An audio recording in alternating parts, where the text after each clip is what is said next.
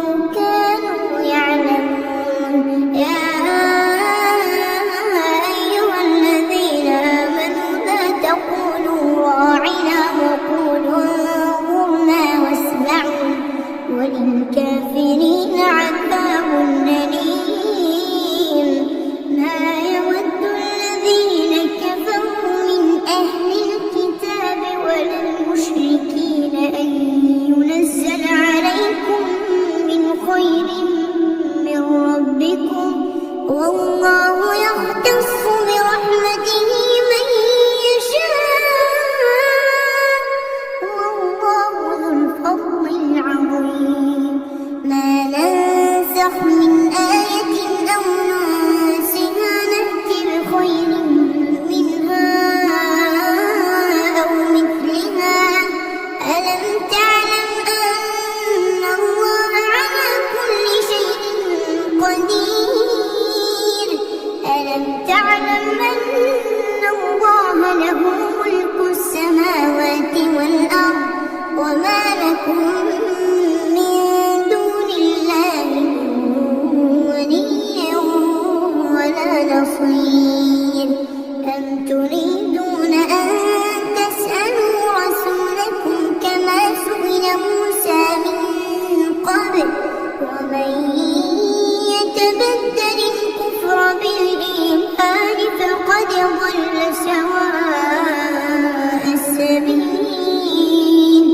ود كثير من أهل الكتاب لو يردونكم من بعد إيمانكم كفارا حسدا من عند أنفسهم من بعد ما تبين لهم الحق فاعفوا واصفحوا حتى يأتي الله بأمره إن الله على كل شيء قدير.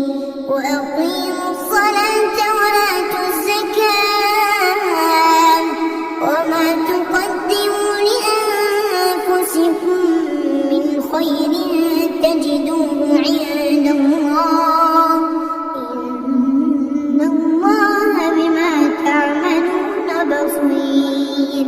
وقالوا لن يدخل الجنة إلا من كان هودا أو نصارى تلك أمانيهم قل هاتوا برهانكم إن كنتم صادقين.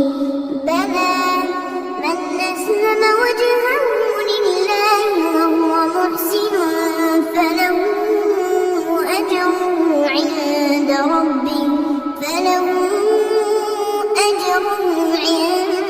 ربه ولا خوف عليهم ولا هم يحزنون. وقالت اليهود ليست النصارى على شيء وقالت النصارى ليست اليهود على شيء وقالت النصارى ليست اليهود على شيء وهم يتلون الكتاب كذلك قال الذين لا يعلمون مثل قولهم فالله يحكم بينهم يوم القيامة فيما كانوا فيه يختلفون. ومن أظلم ممن منع مساجد الله أن يذكر فيها اسمه وسعى في خرابها أولئك ما كان لهم أن يدخلوها إلا خائفين لهم في الدنيا خزي ولهم في الآخرة عذاب عظيم. ولله المشرق والمغرب فأينما تولوا فثم وجه الله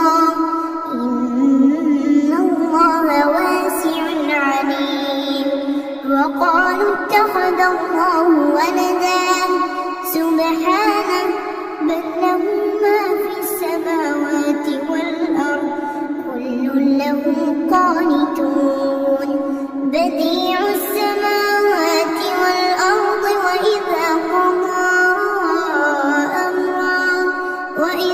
قضى أمرا فإنما يقول له كن فيكون وقال الذين لا يعلمون لولا يكلمنا الله أو تأتينا آية كذلك قال الذين من قبلهم مثل قولهم تشابهت قلوبهم قد بينا الآيات لقوم يوقنون إنا أرسلناك بالحق بشيرا ونذيرا ولا تسأل عن أصحاب الجحيم ولن ترضى عنك اليهود ولا النصارى حتى تتبع ملتهم قل إن هدى الله هو الهدى ولئن اتبعت أهواءهم بعد الذي جاءك من العلم ما لك من الله من ولي ولا نصير الذين آتيناهم الكتاب يتلونه حق تلاوته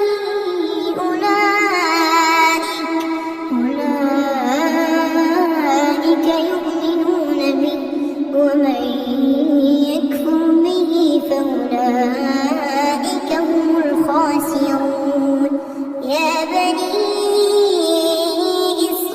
إسرائيل اذكروا نعمتي التي أنعمت عليكم واذكروا نعمتي التي أنعمت عليكم وأني فضلتكم على العالمين واتقوا يوما لا تجزي نفس عن نفس شيئا ولا يقبل منها عدل ولا تنفعها شفاعة ولا هم ينصرون وإذ ابتلى إبراهيم ربه بكلمات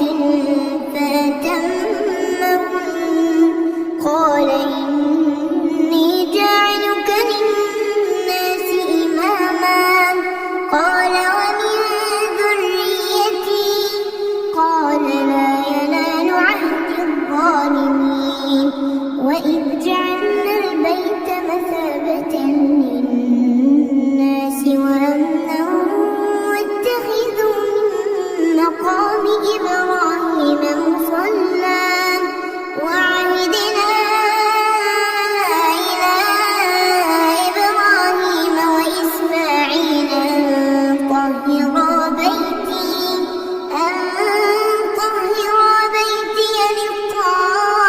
للطائفين والعاكفين والركع السجود وإذ قال إبراهيم رب اجعل هذا بلدا آمنا وارزق أهله من الثمرات من آمن منهم بالله واليوم الآخر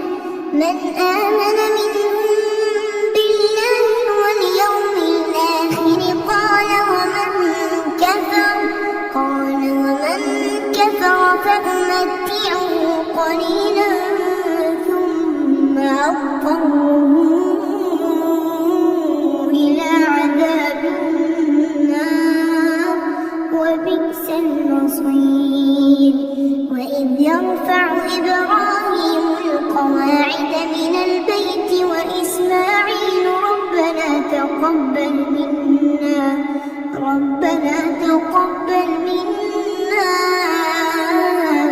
إنك أنت السميع العليم ربنا واجعلنا مسلمين لك ومن ذريتنا أمة مسلمة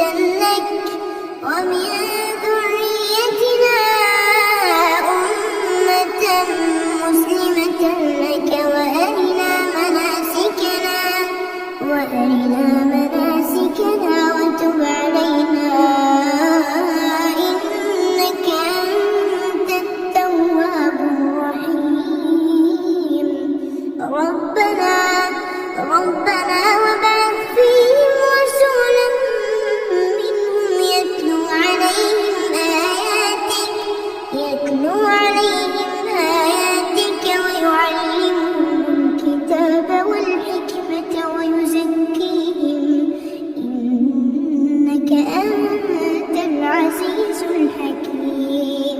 ومن يرغب عن ملة إبراهيم إلا من سفه نفسه ولقد اصطفيناه في الدنيا وإنه في الآخرة لمن الصالحين.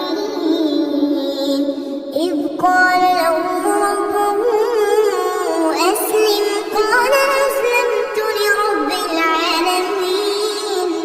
ووصى بها إبراهيم بنيه ويعقوب يا بني إن الله اصطفى لكم الدين فلا تموتن إلا وأنتم مسلمون. أم كنتم شهداء إذ حضر يعقوب الموت إذ قال لبنيه ما تعبدون من بعدي قالوا نعبد إلهك وإله آبائك إبراهيم وإسماعيل وإسحاق إلها واحدا ونحن له مسلمون.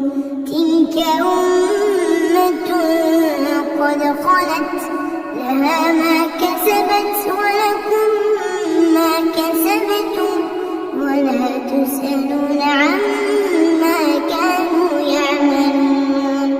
وقالوا كونوا هودا أو نصارى تهتدوا قل بل ملة إبراهيم حنيفا وما كان من المشركين. قولوا آمنا بالله وما أنزل إلينا وما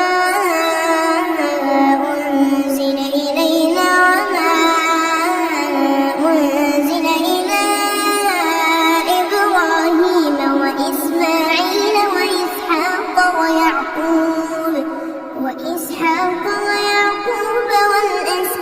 وما أوتي موسى وعيسى وما أوتي النبيون من ربهم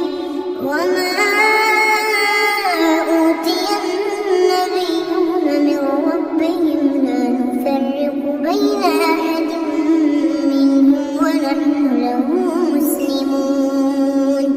فإن آمنوا بمثل ما آمنتم به فقد اهتدوا وإن تولوا فإنما هم في شقاق فسيكفيكهم الله وهو السميع العليم.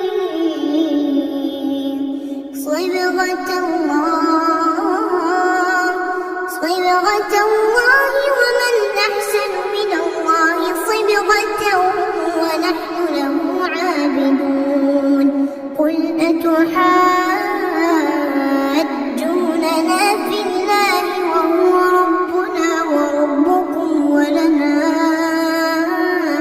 أعمالنا ولكم أعمالكم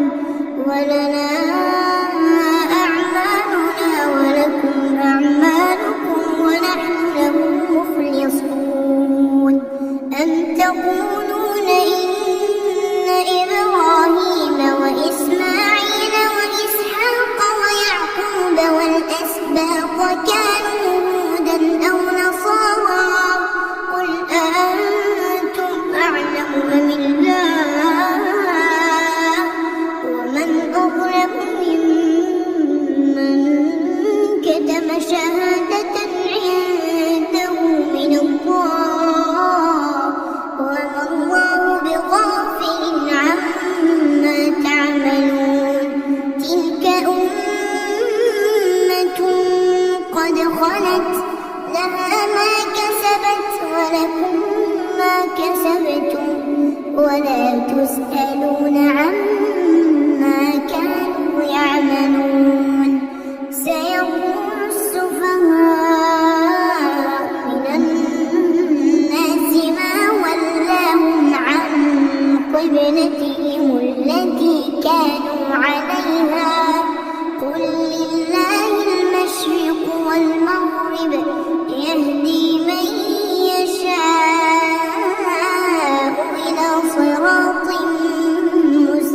رحيم.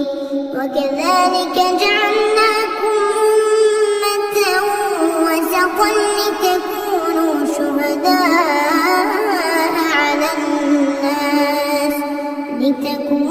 شهداء على الناس ويكون الرسول عليكم شهيدا.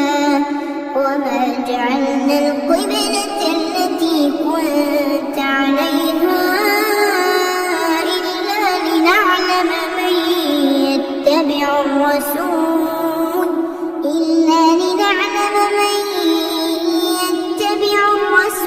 ممن ينقلب على عقبيه، وإن كانت لكبيرة إلا على الذين هدى الله،